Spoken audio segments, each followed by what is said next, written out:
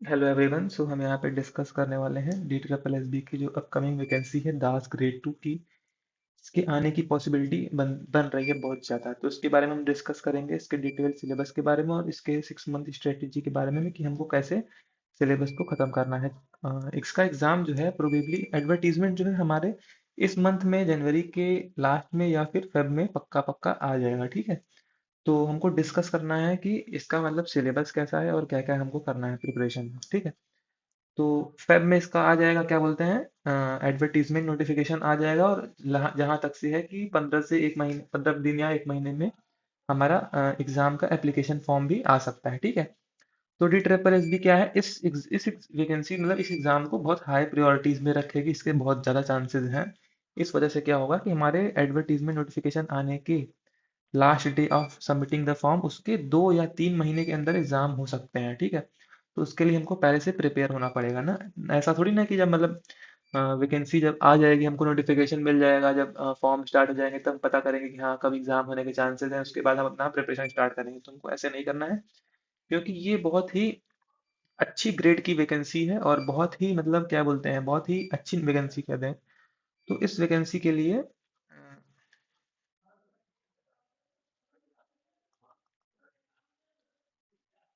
तो ये वैकेंसी जो है वो बहुत ही मतलब अच्छी वैकेंसी है, तो इसको मतलब पाने के लिए हम लोग को क्या करना पड़ेगा, प्रिपरेशन भी अपनी तगड़ी रखनी पड़ेगी, ठीक है। तो इसके लिए पहले हम लोग डिस्कस करते हैं 6 मंथ स्ट्रेटेजी के बारे में। तो इसका एग्जाम जो होता है हम लोग को नॉर्मली पता है, मतलब जो इसके बारे में अवेयर हैं तो उनको तो पता ही होगा कि 3 टीयर में एग्जाम होता है। एक टीयर 1 होता है, एक टीयर 2 होता है, और थर्ड जो होता है वो डिस्क्रिप्टिव होता है, जो फिर जो कि सिर्फ पासिंग इन नेचर होता है। और टीयर 1 जो होता है वो भी सिर्फ अ, मतलब एक ऊपर क्रीम लेयर के बच्चों को छांटने के लिए होता है, कि मतलब टॉप से 500 वैकेंसीज हैं तो 10 टाइम बच्चों को छांटने के लिए एग्जाम कराया जाएगा, ठीक है। तो टीयर 2 जो होता है वो मेन मेरिट बेसिस पे होता है, और इसी से हमारा डिफाइन होता है। बट टीयर 2 तक पहुंचने के लिए हमको क्या करना पड़ेगा, टीयर 1 को हम लोग को क्रॉस करना होगा। तो टीयर 1 क्रॉस करने के लिए हमारे पास क्या क्या चीजें हैं, हम लोग आइए देखते हैं, ठीक है। तो सबसे पहले देखते हैं आता क्या है ना। तो पहले जो आता था, मैं ये नहीं कह रहा हूँ कि अब मतलब जो अब वैकेंसी आएगी एकदम एग्जैक्ट ऐसा ही सिलेबस हो, बट ऐसा सिलेबस हो सकता है नॉर्मली, ठीक है। तो जैसे दास ग्रेड टू में क्या हुआ था कि 6 सब्जेक्ट्स हो गए थे, तो सबने 5-5 नंबर कम करके फिर 6 सब्जेक्ट जो कि कंप्यूटर हुआ करता था उसमें ऐड करके 25 मार्क्स का कंप्यूटर कर दिया था। तो इसकी भी पॉसिबिलिटी है कि हो सकता है, बट अगर हम लोग पहले की सिलेबस को देखते हुए मद्देनजर रखते हुए देखें, तो मैथ्स हो गया, मैथ्स जो है 40 नंबर का, रीजनिंग 40 नंबर की, हिंदी 40 नंबर की, इंग्लिश 40 नंबर की, और जनरल अवेयरनेस 40 नंबर का, ठीक है। तो 40 इंटू अगर हम लोग 5 करेंगे तो 200 मार्क्स के जो है पेपर होता है, और हम लोग को 120 मिनट्स मिलते हैं, ठीक है।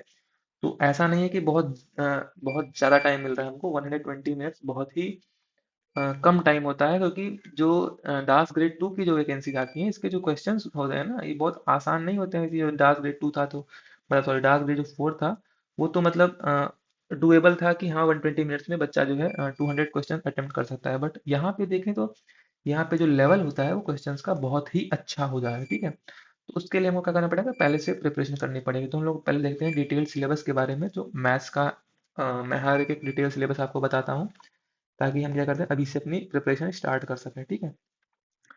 तो कहने को तो इतने सारे टॉपिक्स से क्वेश्चंस आ चुके हैं पिछले साल, मतलब पिछले साल क्या बोल रहा हूँ मैं, पिछले बार जब ट्रिपल एस बी ने डास ग्रेड टू का एग्जाम कराया था या फिर एएसओ का एग्जाम कराया था। बट अगर मैं इंपॉर्टेंट इंपॉर्टेंट चैप्टर्स की बात करूँ तो नंबर सिस्टम, एलसीएम, एचसीएफ हो गया, सॉर्ट एंड इंडेसिस हो गया, एवरेज हो गया, सिंप्लीफिकेशन हो गया, रेशियो प्रोपोर्शन से भी आते हैं, परसेंटेज से परसेंटेज है, एक हॉट टॉपिक है, प्रॉफिट लॉस एंड डिस्काउंट, ये इससे भी बहुत सारे क्वेश्चन बनते हैं। मिक्सचर हो गया, टाइम एंड वर्क बहुत ही फेवरेट टॉपिक है डी ट्रिपल एस बी का, उससे पाइप एंड सिस्टम भी रिलेटेड ही है सेम। बाकी सिंपल इंटरेस्ट, कंपाउंड इंटरेस्ट भी बहुत ही अच्छा फेवरेट टॉपिक है डी ट्रिपल एस बी का। Time, speed, distance, board and stream हो गया, डेटा इंटरप्रिटेशन हो गया, ये सब अच्छे टॉपिक्स हैं। बाकी ये सब जो टॉपिक्स हैं ये सब क्या है, मिसलेनियस के अंदर कंसिडर करके अगर हम लोग करें तो ऐसा नहीं कि क्वेश्चंस नहीं आते हैं, कभी कभी मतलब मान के चलिए इनमें से 40 में से मान के चलिए तो 6 से 7 क्वेश्चन इन टॉपिक्स में से भी आ सकते हैं, ठीक है। तो हमको सबके लिए प्रिपेयर रह के चलना पड़ेगा, ठीक है। तो अब देखते हैं रीजनिंग के बारे में। तो रीजनिंग में भी मतलब टॉपिक्स तो बहुत सारे हैं, बट कुछ कुछ टॉपिक्स होते हैं जो डी ट्रिपल एस भी बहुत ज्यादा करके पूछता है, ठीक है। तो एक हो गया कोडिंग डिकोडिंग से बहुत पूछता है, एनालॉजी से बहुत पूछता है, और ब्लड रिलेशन से भी क्वेश्चंस आते हैं, रैंकिंग से आते हैं, डायरेक्शन टेस्ट से भी आते हैं, सीरीज से भी आते हैं, और देखा जाए वेन डायग्राम से भी क्वेश्चंस आते हैं, सिलोगिज्म बहुत ही हॉट टॉपिक है। और पजल टेस्ट हो गया, सिटिंग अरेंजमेंट हो गया, ये भी बहुत आता है, फिगर एनालॉजी हो गया। मतलब ये तीनों टॉपिक तो आते ही आते हैं, इसमें कोई वो नहीं है। मिरर वाटर इमेज से भी एक आध क्वेश्चंस आ जाते हैं, ठीक है। और डेटा सफिशिएंसी से भी क्वेश्चंस आते हैं, ठीक है। तो दास ग्रेड 2 4 में भी डेटा सफिशिएंसी से भी क्वेश्चंस हमको पुट आउट हुए थे, देखा गया था, ठीक है। तो रीजनिंग भी, मतलब रीजनिंग के लिए बहुत प्रैक्टिस नहीं चाहिए, प्रैक्टिस जो चाहिए जो वो है मैथ्स के लिए चाहिए। और हिंदी हिंदी इंग्लिश ये सब तुमको रेगुलर बेसिस पे पढ़ना पड़ेगा, ठीक है। तो हिंदी में देखते हैं, हिंदी में इतने सारे चैप्टर्स हैं, तो ऐसा नहीं कि सबसे मतलब क्वेश्चंस आ ही जाएंगे। ये मैंने मैक्स टू मैक्स टॉपिक्स बता दिए हैं, ताकि इसके इससे बाहर तो क्वेश्चंस नहीं आएंगे, इस टॉपिक से बाहर तो क्वेश्चंस नहीं आएंगे। बट इतना हमको प्रिपेयर होके ही चलना पड़ेगा, ठीक है। तो इसका भी अच्छा लेवल का, मतलब अच्छे लेवल के, मतलब क्या बोलते हैं, हिंदी आती है। डांस ग्रेड 4 जैसा नहीं है कि मतलब बच्चा भी ना पढ़े भी जाएगा तो 35 में से जो है इजिली 25 कर ले, ऐसा नहीं है इसमें। इसमें क्या होता है, इसमें जो क्वेश्चन का लेवल होता है वो अच्छा खासा होता है, ठीक है। तो हमारे ये सारे सब चैप्टर्स हैं, आप चाहे तो स्क्रीनशॉट ले सकते हैं हिंदी के लिए। अब आते हैं इंग्लिश में। इंग्लिश भी हमारा इसकी जो इंग्लिश की लेवल है वो मैं कहूँगा एसएससी सीजीएल लेवल जितना रहता है। दास ग्रेड 2 के बारे में बता रहा हूँ, ठीक है। तो ये सारे चैप्टर्स हैं इंग्लिश के लिए, आप चाहे तो स्क्रीनशॉट ले लीजिएगा। जनरल अवेयरनेस की बात करें हम, तो जनरल अवेयरनेस में टॉपिक्स तो इतने सारे हैं, तो मैं एक एक करके आपको मतलब बता देता हूँ मेन मेन टॉपिक्स कहाँ कहाँ से क्वेश्चंस आते हैं, ठीक है।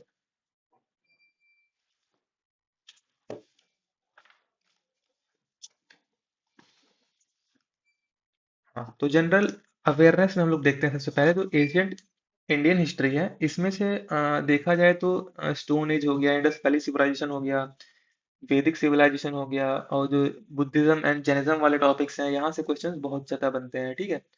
और क्या बोलते हैं, उसके बाद हम अगर आए मिडिवल हिस्ट्री पे, तो मिडिवल हिस्ट्री से भी मतलब डिटेल में आपको पढ़ना पड़ेगा तीनों, एशियंट हिस्ट्री, मिडिवल हिस्ट्री और मॉडर्न हिस्ट्री। और हॉट टॉपिक की बात करें तो डी ट्रिपल एस बी का हॉट है वो मॉडर्न हिस्ट्री है, इससे बहुत सारे क्वेश्चंस मॉडर्न हिस्ट्री से पूछे जाते हैं, ठीक है।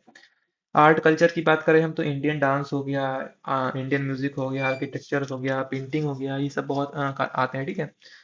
और आर्ट एंड कल्चर में ही हमारे टॉपिक्स आएंगे, जैसे कि वर्ल्ड हेरिटेज साइट हो गई यूनेस्को की, और इंडियन फेयर्स एंड फेस्टिवल्स हो गए। तो ये फेयर एंड फेस्टिवल से भी एक क्वेश्चन पक्का है, फिर पक्का आता है, एक या दो क्वेश्चन, ठीक है। तो इसको भी मतलब ऐसे मतलब इग्नोर नहीं किया जाता, ये सब टॉपिक भी बहुत इंपॉर्टेंट है। इंडियन ज्योग्राफी की बात करें तो इंडियन माउंटेन्स हो गए, रिसर्च सेंटर हो गया, जो इंडस्ट्रीज हैं, ट्रांसपोर्ट है, सॉइल है, wild life and national park है, नेचुरल वेजिटेशन है, क्लाइमेट है, ये सब हमारे इंडियन ज्योग्राफी के टॉपिक्स आ जाएंगे। वर्ल्ड ज्योग्राफी की बात करें तो रिवर्स हो गया, लेक्स हो गया, कोरल रीफ, आइलैंड, ये सब टॉपिक्स जो है ये हॉट टॉपिक्स है, ठीक है। वर्ल्ड सॉइल हो गया, एटमॉस्फेयर हो गया, अर्थ के बारे में, यूनिवर्स एंड सोलर सिस्टम, ये सब जो है वर्ल्ड ज्योग्राफी के अंदर आता है, ठीक है। उसके बाद इन्वायरमेंट एंड इकोलॉजी तो मतलब इसका बहुत मतलब वो नहीं है, बट एक मतलब परमार एसएससी या फिर किसी अच्छे टीचर से आप चाहें तो वन शॉट ले सकते हैं, 2 या 3 घंटे में आपका ये हो जाता है, ठीक है। उसके बाद करें तो ये जो देख रहे हैं आप ना, इंडियन पॉलिटी एंड कॉन्स्टिट्यूशन, ये जो है मतलब अगर मैं बोल रहा हूँ 40 नंबर का मतलब जीके आएगी, मतलब जनरल अवेयरनेस आएगी, तो 5 से 8 नंबर का जो होता है वो हमारा पॉलिटी आता है। तो पॉलिटी हमारा जो अच्छा खासा वेट मतलब वेटेज रखता है, तो पॉलिटी हम लोग को पढ़ना पड़ेगा और इन डेप्थ पढ़ना पड़ेगा डास ग्रेड 2 के लिए। और सेम मैं बोलूंगा इंडियन इकोनॉमी के लिए, तो जो इकोनॉमिक्स होती है वो भी मतलब अच्छी खासी आती है, और मतलब कि मतलब ऐसा नहीं कि ऊपर ऊपर से आ जाएगी, आती है, इसमें भी मतलब डीप इकोनॉमिक्स आती है, ठीक है। जनरल साइंस की बात करें तो वही फिजिक्स, केमिस्ट्री एंड बायोलॉजी हमको अच्छे से पढ़ना पड़ता है। उसके बाद जो मैंने बोला ना कंप्यूटर, तो कंप्यूटर अगर हमारा नहीं आता है अलग से, तो कंप्यूटर हमारा जनरल अवेयरनेस के अंदर ही एक या दो क्वेश्चंस आ सकते हैं हमारे कंप्यूटर से। नहीं तो कंप्यूटर का एक अलग सेक्शन भी हो सकता है बना दिया जाए इन फ्यूचर। उसके बाद अगर हम बात करें मिसलेनियस की, तो मिसलेनियस में जैसे कि हो गया करंट अफेयर्स तो है ही, बाकी जो ऑथर एंड बुक्स हो गया, जो लीडिंग ऑथर एंड बुक्स होते हैं, अवार्ड अवार्ड वगैरह होते हैं जो, और sport and their related awards हो गए, स्पोर्ट्स के भी अवार्ड्स हो गए, और फर्स्ट पर्सन इन इंडिया, वैसे ये सब करके major tourist places of India, ये सब करके क्वेश्चंस आते हैं, तो ठीक है। तो जनरल अवेयरनेस पे भी मतलब कि क्वेश्चंस अच्छे खासे आ जाते हैं, ठीक है। तो अब देखते हैं हम लोग, तो टीयर 1 को क्वालिफाई करने के लिए हमारे पास है, देखिए हमारे पास है 200 मार्क्स का क्वेश्चन आते हैं। और जो कट ऑफ गई थी लास्ट ईयर शायद 145 के अराउंड गई थी कट ऑफ, ठीक है, जनरल के लिए। जनरल कैटेगरी के लिए 145 के अराउंड गई थी। तो 145 ये ना समझे कि बहुत मतलब कम था, बट इस साल मान के चलिए तो 10 से 15 नंबर का इंक्रीमेंट हो जाएगा, क्योंकि बहुत ज़्यादा ड्यूरेशन 4 से 5 साल हो गया है लास्ट वैकेंसी को आए हुए, ठीक है। तो 10 से 15 नंबर का इंक्रीमेंट हो सकता है इजीली हमारे कट ऑफ में। तो कट ऑफ जो हमारी होगी वो मान के चलिए 155 प्लस ही मान के चलिए। और ऐसा नहीं है कि ये 155 बहुत इजीली स्कोर कर सकते हैं आप। इसको पाने के लिए बहुत मेहनत करनी पड़ेगी। डार्क ग्रेड 4 का तो देखा जाए पैटर्न तो वो बहुत ही मतलब मॉडरेट ही था, बट इसका जो एग्जाम पैटर्न है वो बहुत टफ होता है। इसके मैंने रीजनिंग क्वेश्चन देखे थे, आपको क्वेश्चन पढ़ने में ही कम से कम 2 मिनट या 1 मिनट लग जाए क्वेश्चन पढ़ने में, और समझने में और इंटरप्रेट करने में 2 से 3 मिनट लग जाता है, ठीक है। तो ऐसा नहीं कि आप बहुत जल्दी कर लेंगे, तो इसके लिए बहुत अच्छी प्रैक्टिस चाहिए। तो इसके लिए अभी से आपको क्या होना पड़ेगा, प्रिपेयर होना पड़ेगा, ठीक है। तो इसकी प्रिपरेशन के लिए क्या करना है हम लोग को, 6 मंथ की स्ट्रेटेजी की बात करें हम, तो फर्स्ट 3 मंथ जो हम लोग का पहला 3 मंथ होगा, हमको क्या करना है 3 मंथ में हम लोग को अपना सिलेबस खत्म कंप्लीट करना है। तो जितना मैंने डिटेल सिलेबस बताया है सारे चैप्टर्स आपको अच्छे से पढ़ने हैं, और जो इंपॉर्टेंट चैप्टर्स हैं उनको सबसे पहले पढ़ना है, ठीक है। तो 3 मंथ है आपके पास क्या बोलते हैं, क्या करने के लिए, सिलेबस खत्म करने के लिए। उसके बाद जो अगले 3 मंथ होंगे, जरूरी नहीं कि 3 मंथ ही मिले आपको, हो सकता है एग्जाम जो है वो जून में हो जाए या फिर मई में हो जाए। तो 3 मंथ तो आपको मिनिमम लगेंगे ही सिलेबस कंप्लीट करने में। तो अगर यहाँ पे आपको 1 से 1 to 3 मंथ्स वाला जो टाइम बचता है, इसमें आपको क्या करना है, एकदम प्रैक्टिस करनी है एकदम इन डेप्थ में, प्लस क्या करना है, मॉक देना है।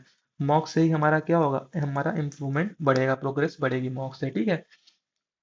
तो यही था इतना। अगर आप को वीडियो पसंद आया तो आप लाइक और शेयर जरूर करिएगा। और